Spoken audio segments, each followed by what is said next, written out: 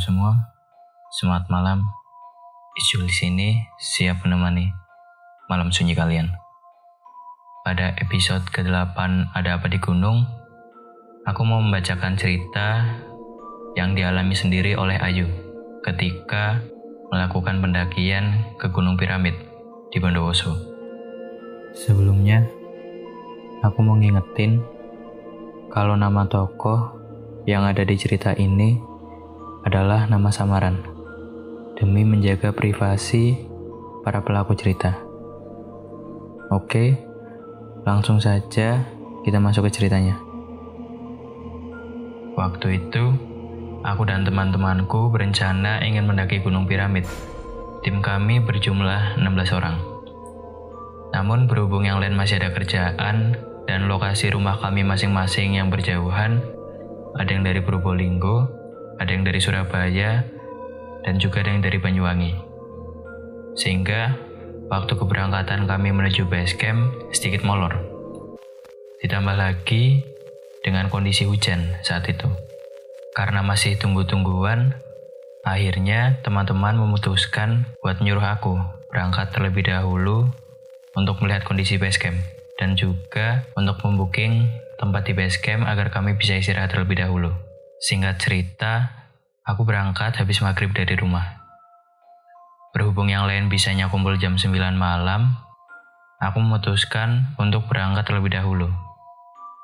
Aku berangkat bersama temanku, sebut saja Budi, untuk menuju base camp Gunung Piramid selepas maghrib. Setelah kami berangkat, perjalanan menuju base camp tidak berlangsung dengan mudah. Di jalan, tiba-tiba terjadi hujan lebat. Karena kita berdua menggunakan motor, akhirnya kita berhenti untuk memakai jas hujan. Setelah jas hujan dipakai dan kami mau melanjutkan kembali, tiba-tiba lampu motor kami mati. Setelah beberapa saat, motor kami bisa dihidupkan kembali. Walaupun speedometernya mati, tapi kami tetap memutuskan untuk melanjutkan perjalanan.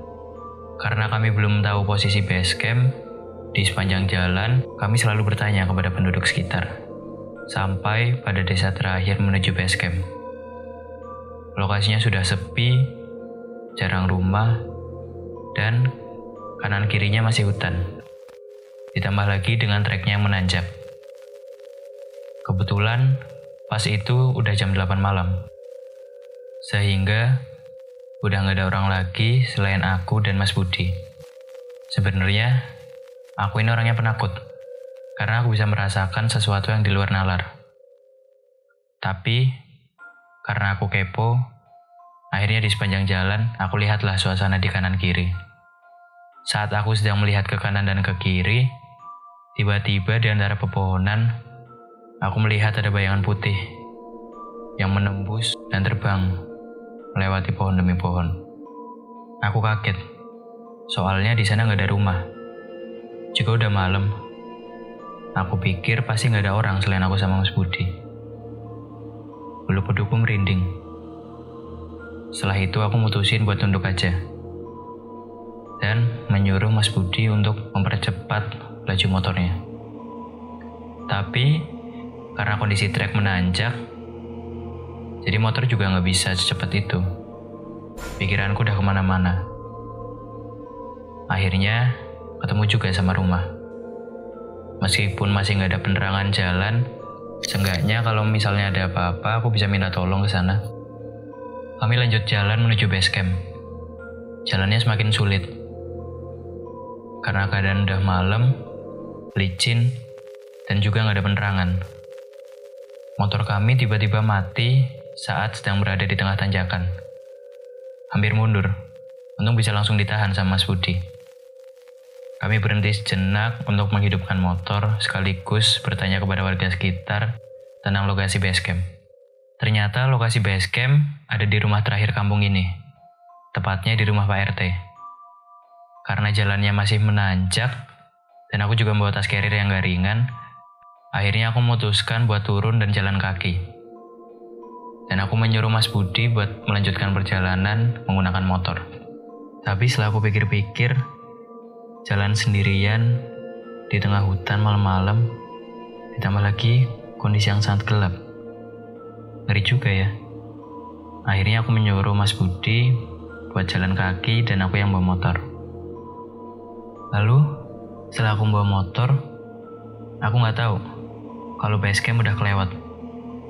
Sampai aku jalan dan melewati sebuah villa. Tapi karena masih ada lampu, aku pikir masih ada rumah lagi.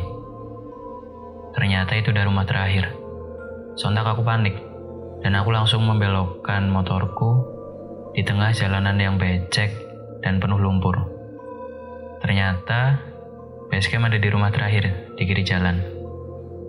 Walaupun udah jam 9, alhamdulillah bapak sama ibu penunggu base camp masih belum tidur. Akhirnya aku sama Mas Budi tanya-tanya terlebih dahulu. Gak taunya bener ini base campnya. Kami istirahat sambil nunggu anak-anak yang lain. Katanya mereka mau datang sekitar jam 10. Ternyata setelah jam 10 mereka juga belum datang. Mau aku hubungi, tapi keadaan di sana gak ada sinyal. Jadi ya udah, aku gak tahu posisi mereka sekarang udah sampai mana. Nggak beberapa lama kemudian, datanglah rombongan pendaki lain dari Jember. Mereka berempat. Dan mereka sempat mengajak aku dan Mas Budi untuk trekking malam bareng mereka. Tapi, karena kami belum tahu medan di Gunung Piramid, dan juga emang kami nggak ada niatan buat trekking malam, akhirnya kami memutuskan buat tetap stay di base camp dan menunggu teman-teman kami. Sampai jam 12, mereka juga belum pada datang. Padahal bapak yang nunggu base camp masih bangun untuk menunggu mereka sampai sini. Akhirnya kami mutusin buat istirahat aja. Kasihan bapak penunggu base campnya. Aku tunggu sampai jam 4 pagi, mereka belum juga datang. Awalnya aku sama Mas Budi mutusin buat naik berdua aja. Walaupun dengan perasaan bimbang karena belum tahu medan yang akan kami lewati. Kami gak sempat makan pagi. Karena pas kami mau makan pagi, gak lama kemudian ada satu rombongan yang lewat. Gak taunya mereka adalah rombongan kami. Alhamdulillah kami gak jadi naik cuma berdua. Setelah itu kami siap-siap, berdoa, dan ready buat trekking. Baru 10 menit jalan, ketemulah kami sama villa yang semalam aku lewati. Karena jarang ada orang di villa itu, rasanya kayak lewat tempat yang sepi dan bener-bener serem. Sepanjang perjalanan, kami tetap ngikutin jalan. Tapi kami sempat nyasar, karena temanku yang jadi leader, dia lupa jalurnya. Karena itu, kami mangkrak sekitar 2 jam. Setelah leader balik dari tanya-tanya ke warga, akhirnya kami ketemu juga sama jalurnya. Dan kami melanjutkan perjalanan menuju puncak dengan menyusuri sungai. Karena kami pikir daripada balik lagi, udah lumayan jauh jalannya. Akhirnya kami tetap jalan di sisi sungai untuk menuju puncak. Sampai akhirnya kami bertemu dengan jalur yang seharusnya. Kami break sebentar buat minum, dan kami lanjutkan lagi perjalanan buat menuju sampai puncak. Lumayan melelahkan. Jalurnya masih gelap dan hampir didominasi oleh pohon bambu. Treknya juga melelahkan karena banyak tanjakannya dan nggak ada bonus sama sekali. Singkat cerita, kami sempat beberapa kali break di tempat yang rimbun dengan semak-semak. Tempatnya lumayan gelap, lumayan lah agak merinding. Tapi, aku tetap positive thinking. Lalu singkat cerita lagi, sampailah kami di pos Watu Langgar. Di pos Watu Langgar ini didominasi oleh batu-batu besar. Kami break sebentar buat minum dan kembali melanjutkan perjalanan ke pos 2. Setelah sampai di pos 2, kami ketemu beberapa pendaki yang camp di sana. Dan tiba-tiba, hujan turun. Kami memutuskan untuk berhenti di sana, sambil menunggu hujan reda. Sampai jam 10, kami memutuskan untuk summit. Sebagian dari kami, ada yang gak mau melanjut ke puncak, karena emang posisi lagi agak gerimis. Dan juga ada yang kelelahan. Jadi mereka memutuskan buat mendirikan tenda di pos 2. Aku dan Mas Budi juga mutusin buat gak muncak. Tapi kami tetap jalan buat naik sampai ke Punggungan Naga. Trek ke Punggungan Naga Gunung Piramid hampir sama kayak trek Sirotol Mustaqim di Gunung Raung. Tapi trek yang di Gunung Piramid ini lebih menantang.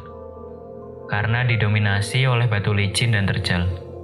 Lebar jalan juga kira-kira nggak sampai 50 cm, karena hanya muat satu orang buat jalan.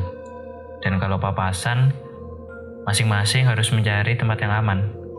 Jalurnya pun naik turun dan berbatu.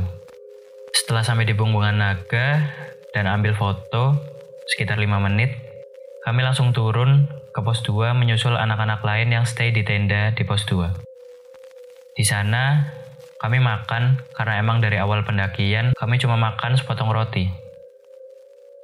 Sementara teman yang lain masih berusaha buat sampai ke puncak. Berhubung di pos 2 ini sempit, kami masak di depan tenda yang juga sebenarnya bisa dijadiin jalan pintas. Jadi, karena posisi udah jam 1 siang, aku pikir pasti udah gak ada pendaki yang naik. Akhirnya aku memutuskan buat masak di jalan pintas itu. Tapi, tiba-tiba ada orang pakai kaos koblong warna hitam. Sebut saja Mr. X. Mr. X ini cuma pakai celana pendek dan sandal jepit.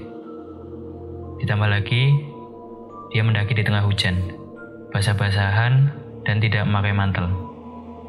Dia membawa ransel, tapi ranselnya kayaknya kosong. Karena kalau aku lihat, di ransel itu nggak ngembang sama sekali. Yang biasanya di sisi kiri dan kanan ransel ada botol air minum, aku nggak lihat sama sekali ada botol itu. Tapi aku tetap positive thinking. Mungkin aja botolnya dimasukin ke tas. Lalu, sampailah Mr. X di depan tendaku. Iseng-iseng aku tanyalah sama dia. Mas sendirian? Enggak mbak, berdua sama temen. Lah temennya mana mas? Temenku masih di bawah mbak, ntar juga nyusul. Oh gitu. Oh iya mbak, puncak berapa jam lagi?